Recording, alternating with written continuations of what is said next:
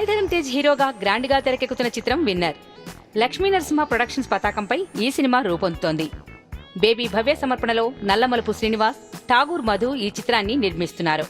మహాశివరాత్రి సందర్భంగా ఈ సినిమా ఫిబ్రవరి 24న విడుదల కానుంది. ఈ సినిమా ట్రైలర్ విడుదల కార్యక్రమం హైదరాబాద్ ప్రసాద్ ల్యాబ్స్ లో జరిగింది. డైరెక్టర్ వివి వినాయక్ ట్రైలర్ ను విడుదల చేశారు. సాయిధరం తేజ్ మాట్లాడుతూ, సినిమా కోసం చాలా కష్టపడ్డాం. ఇది హార్స్ రేసుల కాన్సెప్ట్ తో నిర్మితమవుతున్న చిత్రం అన్నారు. ఈ సినిమా షూటింగ్ టైంలో గోపీచంద్, చోటా గారు తీసుకున్న కేరింగ్ మర్చిపోలేనని తెలిపారు.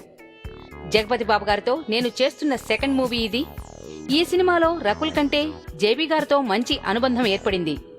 తమన్ బ్యూటిఫుల్ ఆల్బమ్ ఇచ్చాడు. అన్ని పాటలు మంచి రెస్పాన్స్ ను రాబట్టుకున్నాయని తేజు అన్నాడు.